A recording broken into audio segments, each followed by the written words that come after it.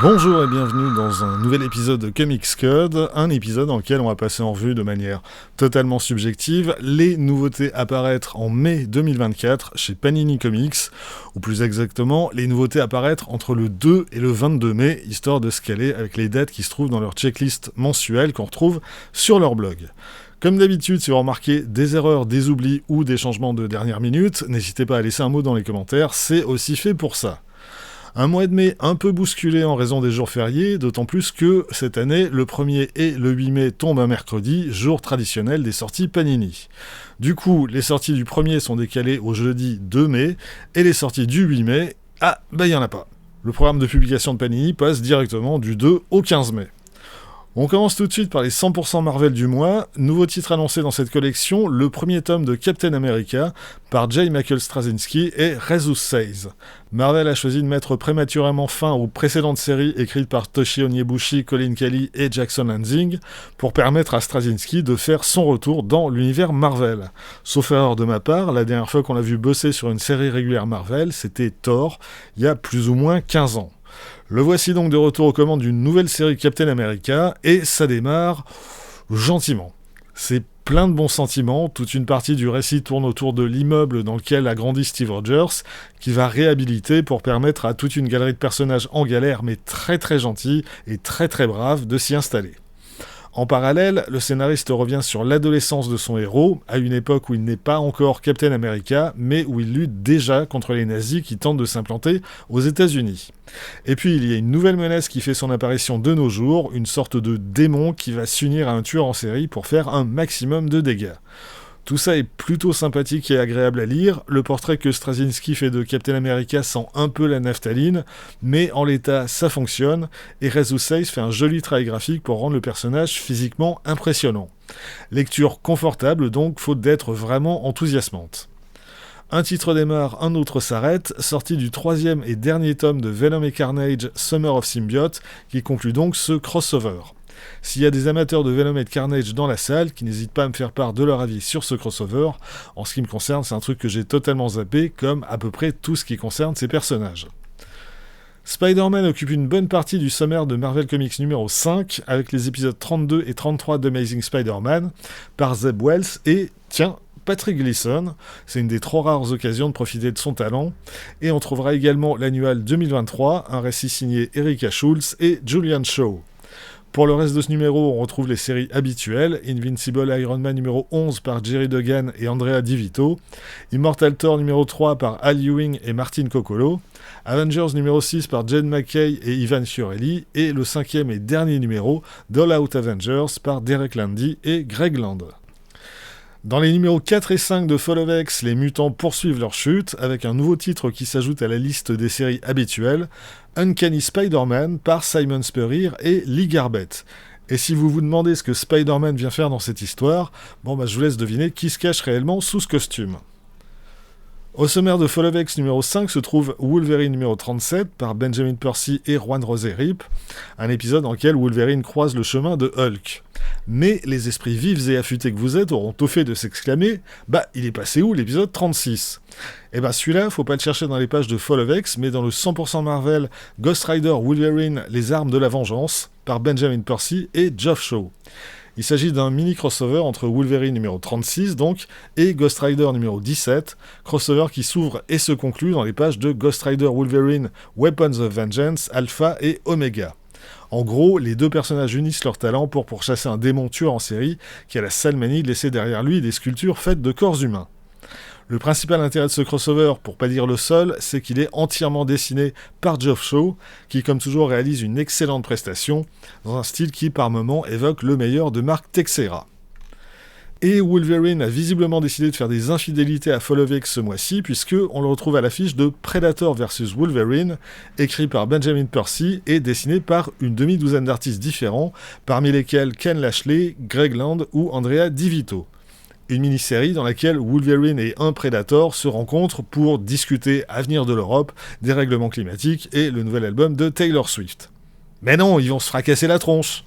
Cet album est en fait composé d'une succession de courts récits qui se déroulent à différentes époques de la vie de Wolverine, chacun étant illustré par un artiste différent avec plus ou moins de bonheur. En dehors du gros bourrinage auquel on est en droit de s'attendre, Benjamin Percy réussit à glisser de manière assez maligne quelques éléments propres au Predator dans l'histoire de Wolverine et son évolution.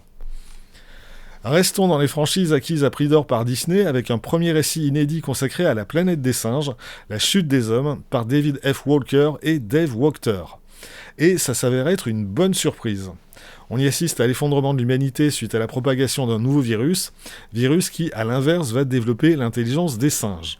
Et ils en auront bien besoin pour échapper à une secte de fanatiques décidés à les exterminer. Le pitch paye pas de mine, et pourtant ça donne un récit vraiment très bien mené, avec quelques moments forts assez marquants. En outre, Dave Wachter est parfait pour mettre en scène des singes extrêmement expressifs et dynamiques. En revanche, vous pouvez faire l'impasse sur La planète des singes 1975-1976.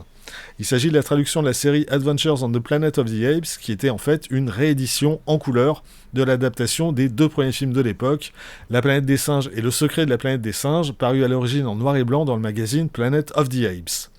Et pour cette nouvelle version, Marvel a supprimé certaines pages de la version originale. Si ça vous intéresse, je vous conseille donc plutôt de vous procurer le 2e tome de La planète des singes, Homme parmi les singes, que Panini avait publié en 2019.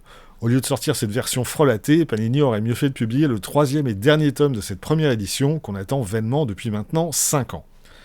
Quelques titres rapidement pour en terminer avec les 100% Marvel du mois, sortie de Spider-Punk de Cody Ziglar et Justin Mason, un Spider-Man à crête qui se prend pour Sid Vicious.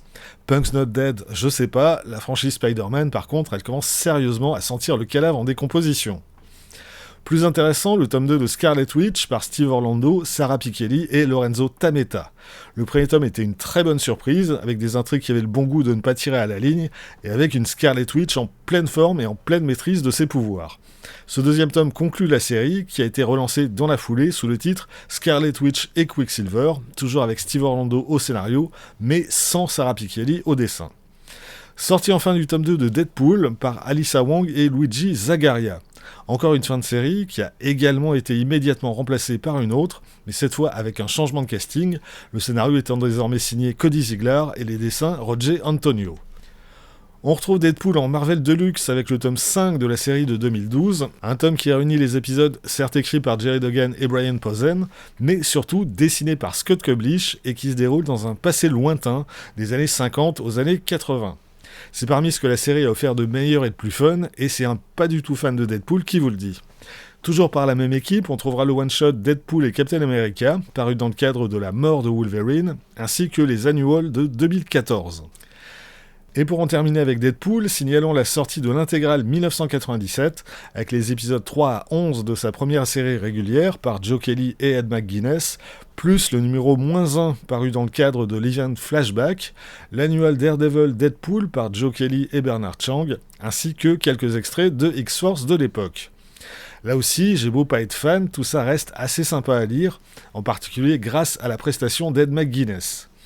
Mention spéciale est Deadpool numéro 11, épisode dans lequel Deadpool s'incruste dans Amazing Spider-Man numéro 47 de Stan Lee et John Romita.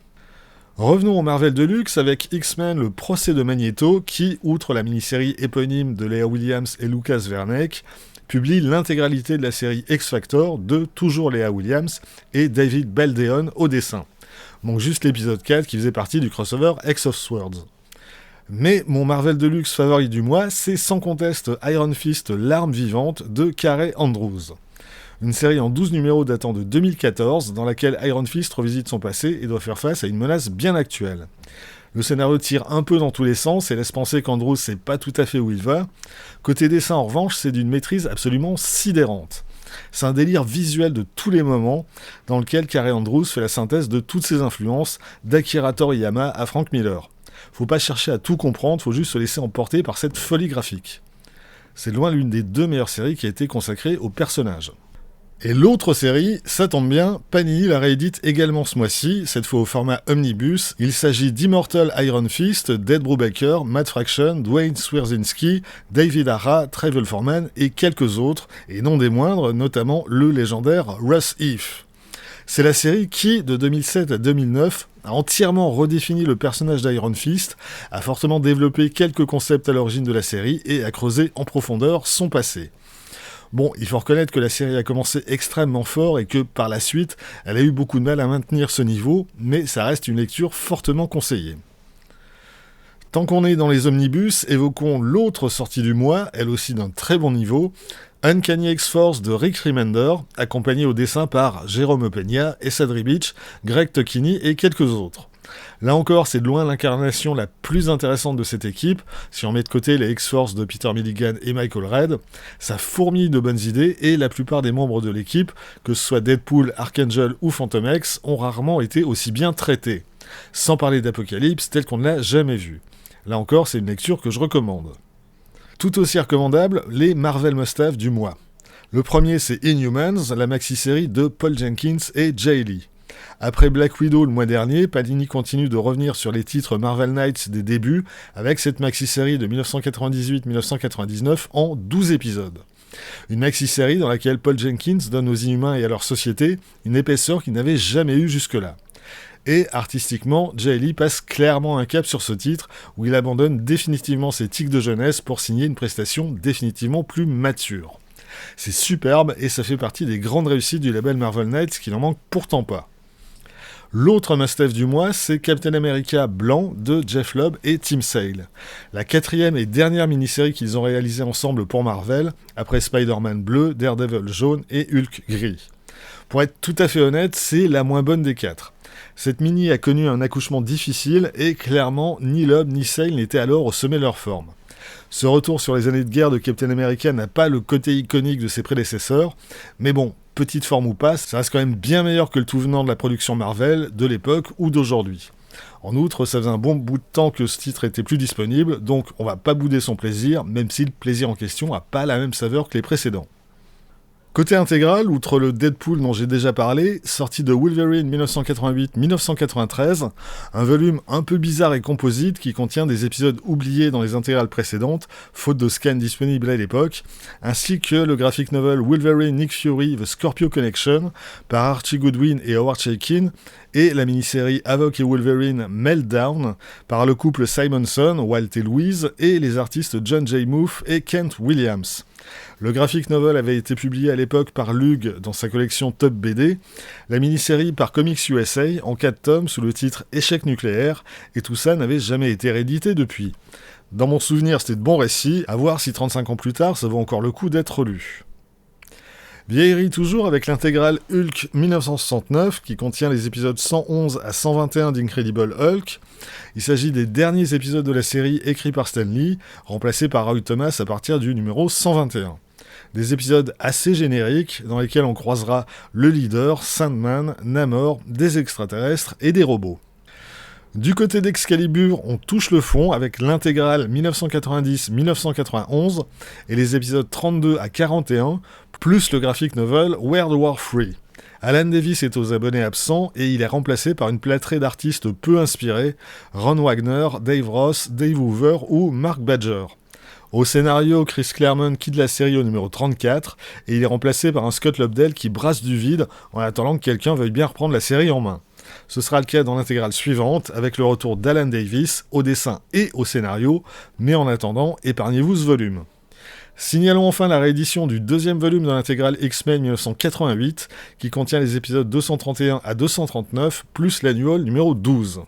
Une bonne période pour la série, dessinée par Marc Silvestri et Rick Leonardi, marquée par le retour des Broads et surtout la découverte de Genosha, ce charmant petit pays qui pratique la ségrégation génétique. Les deux dessinateurs assurent, qu'est-ce qu'on pourrait demander de mieux ? Et dans l'annual numéro 12, on aura droit et à Arthur Adams et aux X-Babies. En Marvel Next Gen, sorti du tome 6 de Miles Morales, qui croise pour l'occasion le chemin de Spider-Gwen, ce qui nous donne les épisodes 12 à 19 de Spider-Man par Brian Michael Bendis, Sarah Pichelli et Oscar Bazaldua, et les épisodes 16 à 18 de Spider-Gwen par Jason Latour et Robbie Rodriguez. En Marvel Prestige, sorti d'Avengers Ultron Unlimited par Kurt Busiek et George Perez. Une réédition en noir et blanc, luxueuse et surtout très chère, d'épisodes qu'on a déjà pu lire dans 2 douzaines de formats différents. En kiosque, sorti du deuxième numéro des Légendes de Marvel, consacré à l'année 1985, avec beaucoup de numéros 1 au programme, Web of Spider-Man numéro 1, la série qui a succédé à Marvel Team Up, un premier numéro signé Louis Simonson et Greg LaRocque, dans lequel Spider-Man affronte son costume qui ne s'appelle pas encore Venom, Rocket Raccoon numéro 1, la mini-série de Bill Mantlo et Mike Mignola, Secret Wars 2 numéro 1, la suite de Trop par Jim Shooter et Al Milgrom, et Balder the Brave numéro 1 par Walt Simonson et Sal Buscema. On trouvera également au sommaire Uncanny X-Men numéro 200, avec le procès de Magneto qui se tient à Paris, par Chris Claremont et John Romita Jr., et Daredevil numéro 219, un fill-in de prestige, écrit par Frank Miller et dessiné par John Buscema. Hors Marvel, on aura droit au nouveau Mark Millar du mois, le tome 4 de Magic Order, dessiné par Dick Ruan. J'ai beau ne pas aimer Mark Millar de manière générale, le premier tome, dessiné par Olivier Coipel, était une bonne surprise. Le deuxième, c'était la même chose en moins bien, et le troisième était juste mauvais. Jusqu'où tombera-t-il dans ce tome 4 ? Je veux même pas savoir. Et pour finir, beaucoup de Star Wars au programme du mois, Star Wars Day oblige. En début de mois sortira le tome 1 de la saison 2 de The Mandalorian par Rodney Barnes et George Genty, ce qui ravira certainement tous les fans de Grogu. Sortie également de Dark Vador Black, White and Red, une mini-série anthologique avec du beau monde au programme, dans des styles très différents. Ça va de Peach Momoko à Klaus Johnson, en passant par Daniel Warren Johnson, Stefano Raffaele ou Marika Cresta. Et avec également un récit plus long qui se développe sur les 4 numéros de la mini, signé Jason Aaron et Leonard Kirk. Si vous voulez lire du Star Wars et que vous êtes perdu au milieu de toutes ces séries et sous-séries que publie Panini, et comme je vous comprends, ça peut être une bonne solution de substitution. Il n'est d'ailleurs pas exclu que je me laisse tenter. Autre titre plus abordable que la moyenne, le retour du Jedi, édition spéciale 40 ans. Il s'agit d'une série de one-shot que Marvel a publié en 2023, pile poil 40 ans après la sortie du film donc, des récits signés Alyssa Wong, Mark Guggenheim, Jodie Hauser ou Alex Segura au scénario, Caspar Wingard, Alessandro Miracolo, Jeffro Morales ou Matt Horak au dessin. En fin de mois, reprise des sorties habituelles avec le tome 3 de Dark Droids qui réunit les séries Star Wars actuelles, plus la mini-série Dark Droids D-Squad par Mark Guggenheim et Salvador Espin, et en Star Wars Epic Collection, sortie du tome 2 de la jeunesse des Jedi, une collection de mini-séries parue chez Dark Horse entre 1993 et 1997.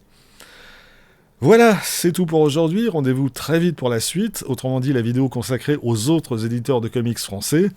D'ici là, vous pouvez vous abonner à cette chaîne, laisser un commentaire, partager cette vidéo sur les réseaux sociaux. Vous pouvez aussi retrouver les lectures de Quack Kent et de Bad Quack sur Instagram et avoir ainsi un aperçu du thème des prochaines vidéos. Et vous pouvez surtout, lire des comics. Soyez sages et à bientôt.